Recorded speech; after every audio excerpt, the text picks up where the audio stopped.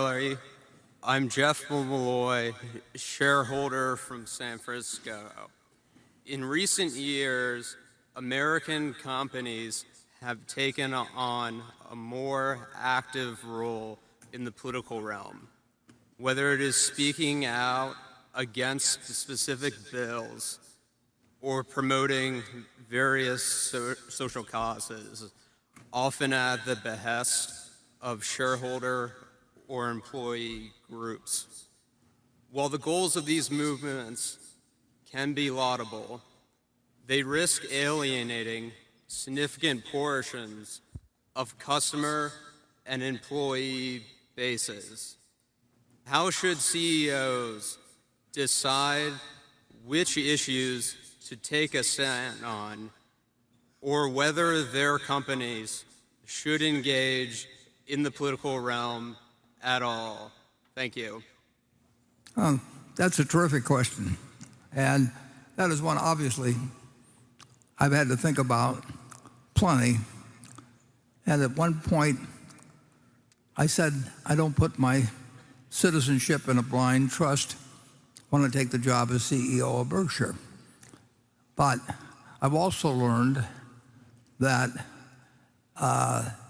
you can make a whole lot more people sustainably mad than you can make temporarily happy by speaking on any subject. And on certain subjects, they will take it out on our companies. And that means that the people that are employed by us, some of them we would end up letting go. It means that the shareholders get hurt.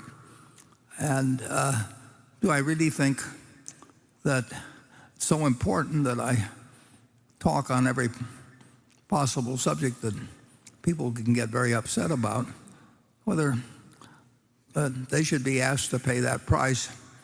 And I've come to the conclusion the answer is no. Why in the world do I want to hurt the people in that other room that do all kinds of things for Berkshire? Why do I want to hurt you because I say something that 20% of the country is going to instantly disagree with, and sometimes they will be so upset about it that they will try and take it out. And since they can't scream at me, they may have campaigns against their companies or anything else. So I think it applies to me.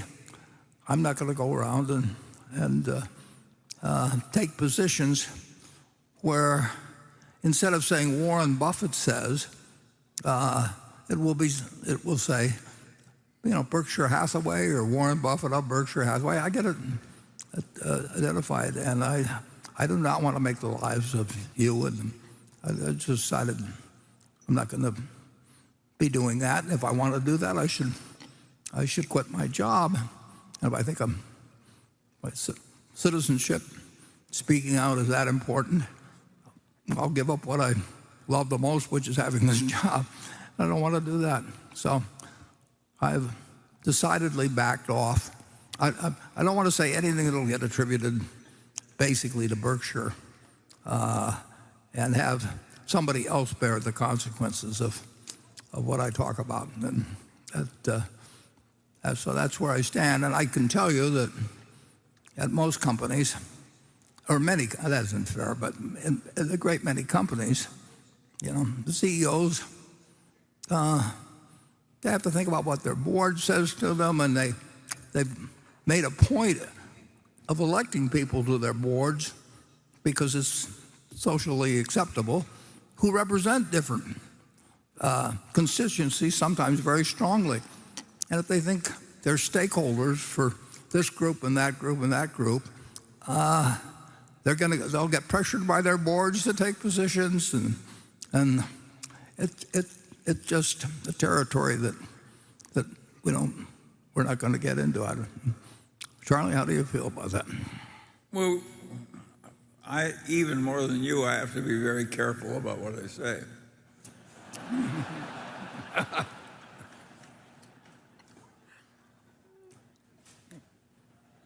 Now,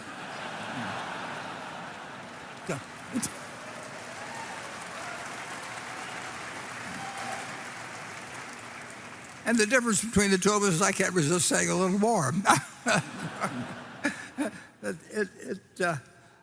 I see headlines in papers just time after time after time that say, Buffett's buying such and such.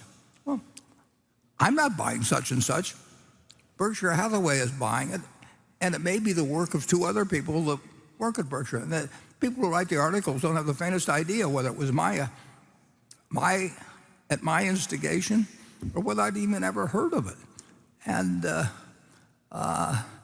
but the headline will attract more people if it says Buffett buying this than if it says Berkshire Hathaway, and we don't know whether it's the people that work for him or him. And the headline is designed to bring people into the story. So